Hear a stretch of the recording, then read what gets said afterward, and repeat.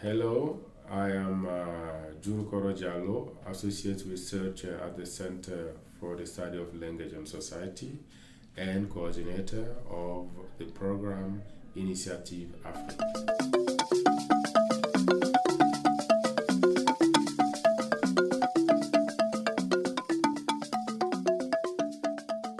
This is our second episode on the podcast series on African scientists at the University of Bern. Today we have Jean-Claude Makangara. Welcome, Jean-Claude. Thank you. How are you? Yes, I'm fine, Juru. Thank you very much. Okay, please, can you present yourself? Can you say something about yourself? Who are you? Where are you from? And what do you do as scientist at the University of Bern? Yes, thank you, Juru, for this opportunity. I think sometimes it's difficult to introduce ourselves. My name is Jean-Claude Makangara Cigolo. I'm a medical doctor by training and also coming from Democratic Republic of Congo. I'm doing my PhD at the University of Bern in infectious disease, especially virology and bioinformatics.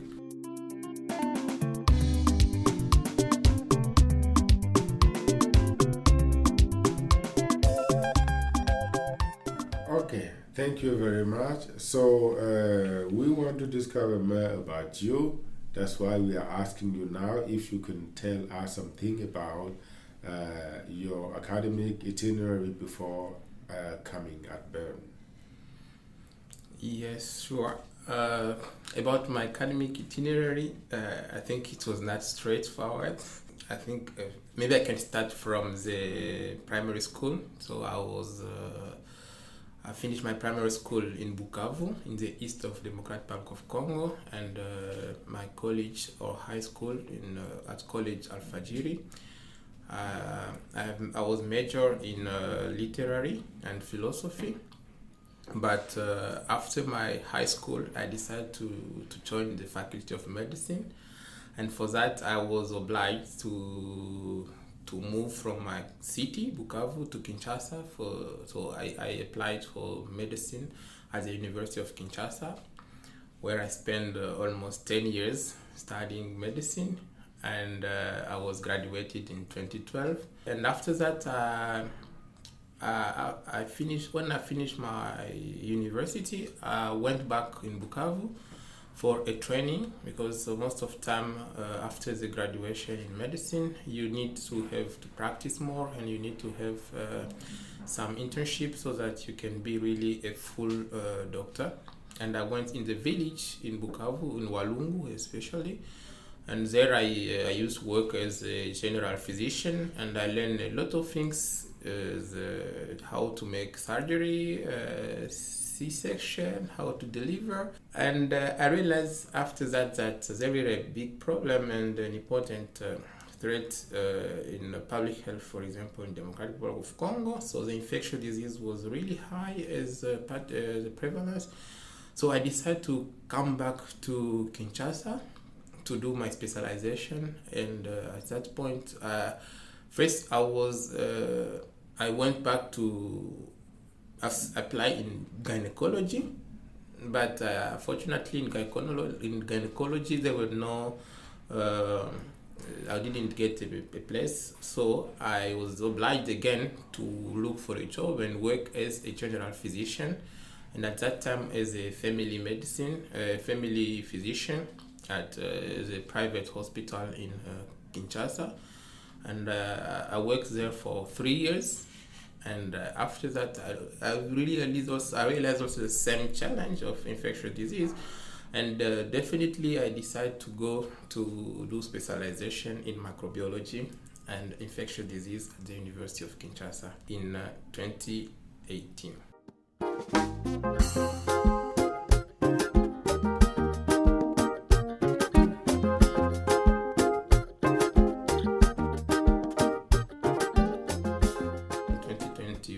I joined the National Institute of Research, INRB, in the sequencing laboratory, and that was really for me the the start of my research career. And from there, I had more experience in sequencing, genomic sequencing, and I used to help the country to travel to implement a sequencing laboratory from in the country and also in other neighbor countries, Chad, Congo, Brazzaville, Gabon. And after that, I had that opportunity to apply for a PhD student ship to come and to continue my career in virology and bioinformatics, because we need this is a skill that we needed in our country.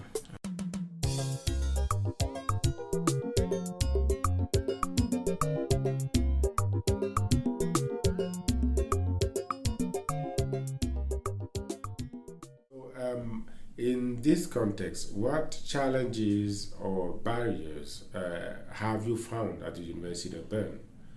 And what would you do to change this in the future? Yes, I think, thank you. It's really an important question, because we need to know that whenever you decide to go for a PhD program, it's really challenging because you need to make many sacrifices. So the first challenge, maybe it was which I can say like a challenge, is according to our background, and because you need to start a new project, and especially we are trained in different way from people who are trained in Bern and also in Congo. So I'm a medic by training. So I did it. I should join a basic laboratory, molecular laboratory, and for that, I think that is the first challenge to come from the medical background to go to basic research.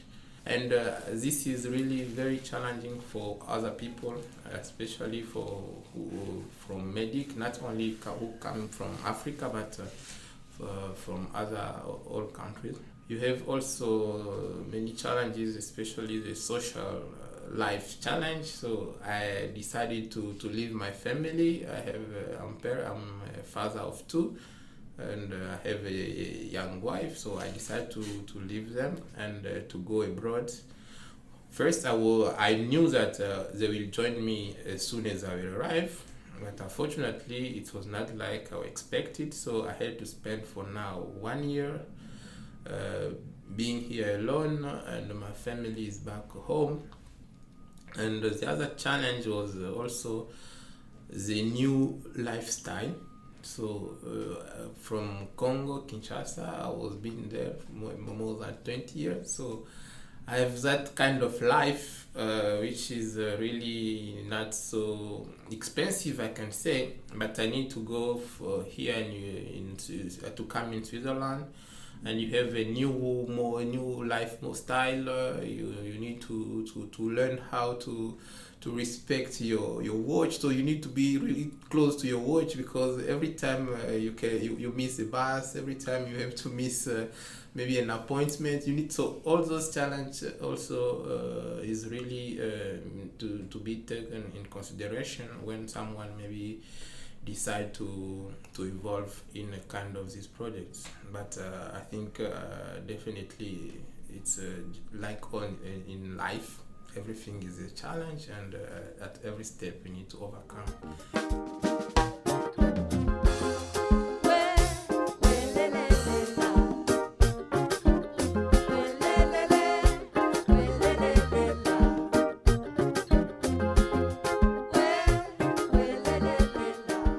Very nice, Jean-Claude. These are challenges that you face in your everyday life as a researcher at the University of Bern, but also in your private life. So could you tell us more about what could the university do to help you bring your family earlier?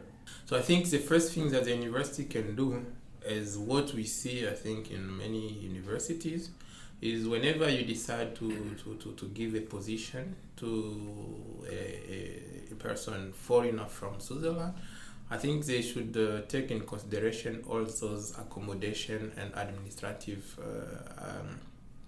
stuff, because this also, it's a new country. We don't have the same lifestyle like in Congo or in other African country. Even in Europe, it's different from Switzerland and France. So to help those new students, for example, to get to a flat, to pay for them maybe a ticket. It can also be maybe because we are like employee at the university. It can be, for example, to prepaid maybe the allowance for the first or 2 months, so that someone can maybe overcome those challenges. And also, I don't know how the university is organized, and but I realize that the university doesn't have campus for students. So this also can be also maybe a good solution to make a kind of collaboration with the student lodge or other accommodation companies, so that the student who issued the position can maybe stay there for some time, and also help him how to get an apartment, because that also is a really challenge that I faced at the beginning.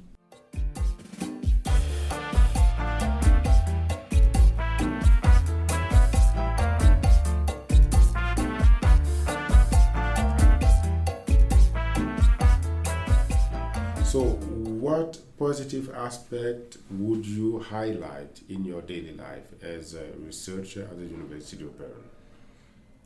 Yes, the positive aspect, I think there are many positive aspects that I have noticed here. The first one is that it's really you are in a team of researchers who are very famous and who has good skills. So you for the training for your project, I think you are really in a good condition to fulfill your project. And if you have challenge, you have always someone in the group or even your PI who is supportive, who can help you, even though sometimes you can face some challenges, or you can maybe have some discrepancies between you and your mates. But the research team, the majority of research team are really supportive. The other thing that is, I think, it's at the same time social and academic, but it's, for example, I was really happy when I met for the first time Djouroukoro and the Initiative Afrique. So this is really a very, very nice and a very nice project that we need really to support, and we need to make to make that this project continue.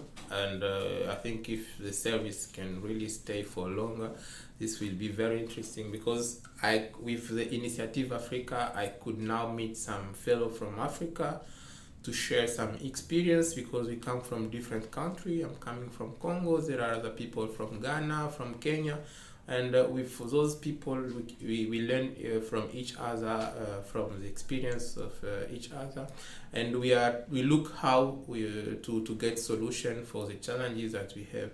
The other aspect, I think it's also related to the Initiative Africa. It's a different project that are organized by the PI of the University of Bern to collaborate with the African University. So I think for me, for example, I had an opportunity to meet Hugues Gabriel, who really support me and to make a kind of booster in my career. The University of Bern is among the highest, the famous university in the world, and you have many many publications. So you have scientific exchange, workshop, and all those things help you to improve your career, and also to grow up and to become maybe more useful in your community back whenever you finish your training.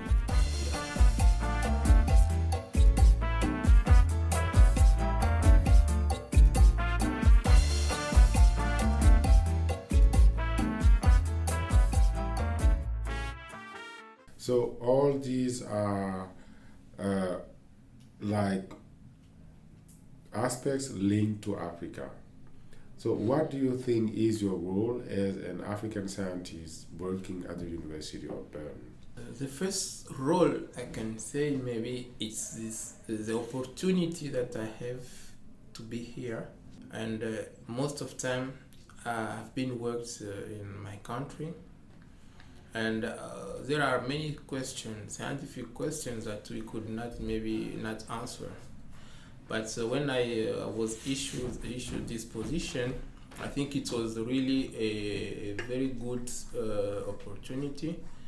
And I remember my supervisor, Placide Mbala, he told me that JC, because he used to call me JC, he told me something, said, I'm happy and sad for you, because this position will help us to get new contacts, new opportunities, and grow our team. But sad because I will miss you, I will miss how you used to work. I say, yeah, that's maybe, I won't miss you because I will never leave my lab. I will be in Bern I will go to study, and when I finish my PhD, I will come back and help my community and help our team to grow as you usually expect and usually show us. By being at the University of Bern, I'm like an ambassador maybe of Congo, of the INRB, because now we have many collaboration with the University of Bern, with in other projects, not only with HIG, but we have now contact with my supervisor, which Ronald and Jenna. We have contact with Nicolalo, who's also a professor at the University of Bern and who's working with Placide on the monkeypox project. And I hope, even when I will not be there one day, I think I know this collaboration will stay for longer, and this is really very, very good and a big achievement of my presence at the University of Bern.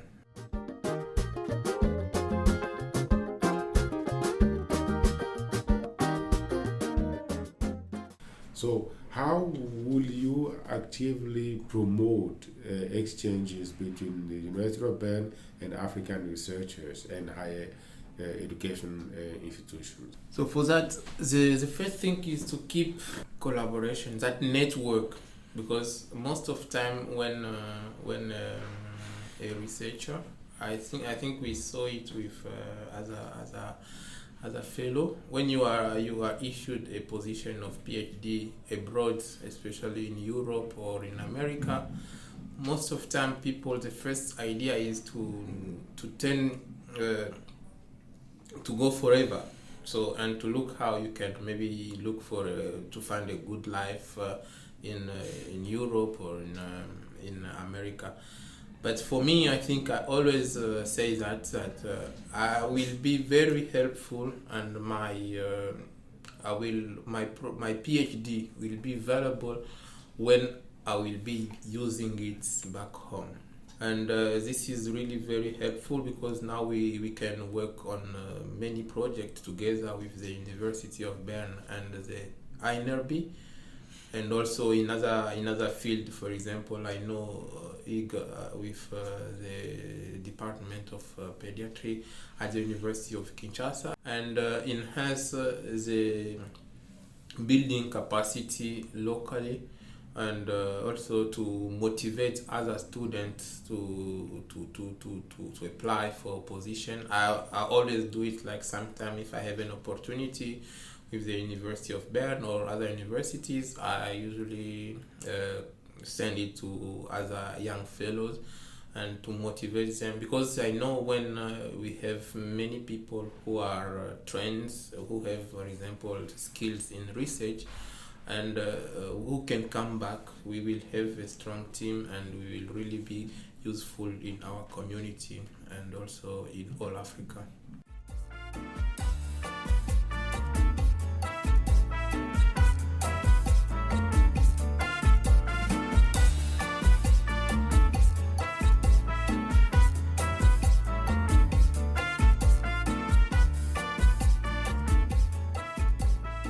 So, what do you think? What kind of activity do you think could Initiative Africa promote to offer a kind of extra value to African scientists at the University of Bern? To create this network with African fellows who are in Switzerland, this is really the first good important thing, because now I know that I'm not alone. If I have some challenges, especially on my project or in other domain of life, social domain, I can still maybe get in touch with some African fellow who has more experience. The future of Africa, but also for of researchers, because we are PhD students, other people are maybe master students. So we are on the steps that one day we finish, but we need also to figure out when we finish our studies, what is the next step. And I think this can be really a good role that the Initiative Africa can play to plan for the future of people who finish their studies at the University of Bern, either maybe to get network with corporation, and also especially to motivate people to have that feeling to come back and to help the African researchers back home.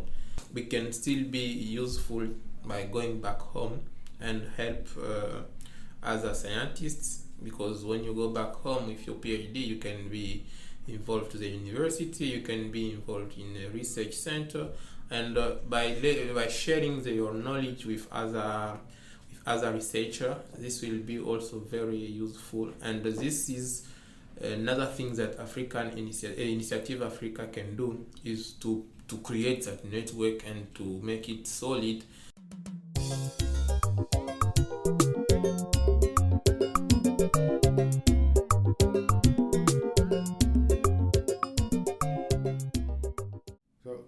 Could you tell us what you miss the most from your life in Congo, in Kinshasa, in Africa, once here in Bern?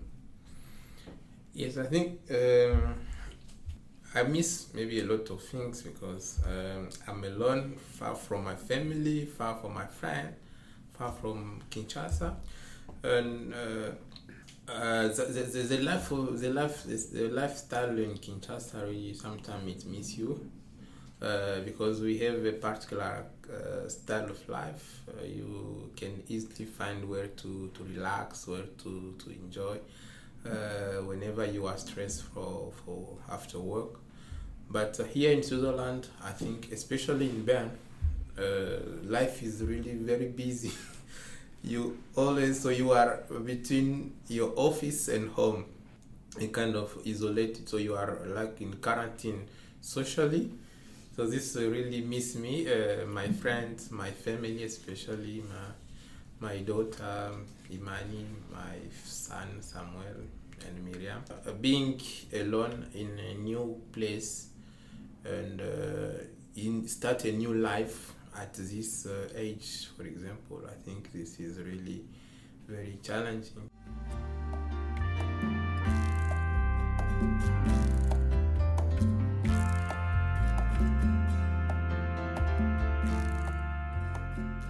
Thank you very much. So this is the end of this second episode of our podcast on scientists of Africa at the University of Bern. So we thank you very much for listening to our podcast, and you will hear very soon again from us. Thank you very much, and take care of yourself. Thank you, Jean-Claude. Thank you, Djouroukoro. Thank you for this opportunity, and I wish really the best for the Initiative Africa and also for the network with the African scientists and the University of Bern.